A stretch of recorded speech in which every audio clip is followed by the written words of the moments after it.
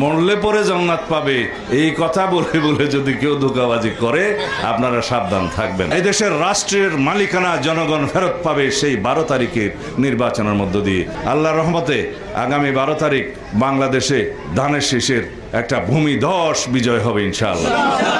জনগণের ব্যাপক সমর্থনের মধ্য দিয়ে, জাতীয় ঐক্য সৃষ্টির মধ্য দিয়ে বাংলাদেশ জাতীয়তাবাদী দল বিএনপি এমন একটি সরকার ব্যবস্থা পরিচালনা করবে যে সরকারের মালিক হবে সকল জনগণ।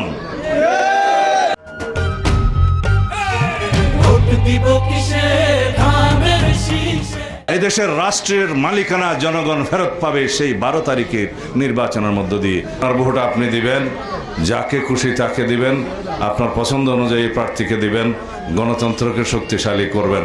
বাংলাদেশে যাতে আমাদেরকে কোনোদিন এই কথা শুনতে না হয় যে সুমনের মা জানলা খুলে সারা রাত অপেক্ষা করছে তার সন্তান কবে ফিরবে। কোনো মাকে যেন তার সন্তান হারানোর বেদনা অনুভব করতে না হয় ভবিষ্যতে। যারা গণতন্ত্রের দাবিতে সংগ্রাম করেছে তাদেরকে মর্যাদাবান করতে হবে।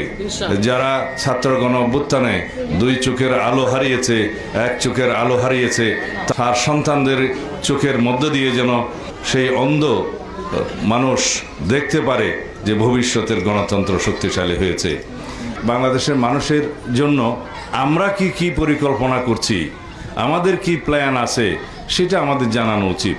যদি জনগণ মনে করে যে বিএনপির কর্মসূচি, বিএনপির পরিকল্পনা এবং বিএনপির রাষ্ট্র বিনির্মাণের যে সমস্ত চিন্তা ভাবনা, রাষ্ট্রভাবনা, রাষ্ট্রচিন্তা, সেগুলো যদি জনগণ গ্রহণ করে তাহলে বিএনপিকে জনগণ ভোট দেবে। এটাই হওয়া উচিত। যদি অন্য কোনো দলের কোনো পরিকল্পনা থাকে দেশবাসীর জন্য, তারা সেটা প্রকাশ করবে। যদি তাদের সেটা ভালো লাগে তাহলে তাদেরকে জনগণ সমর্থন করবে। এটাই গণতন্ত্রের নিয়ম এবং গণতন্ত্রের সৌন্দর্য।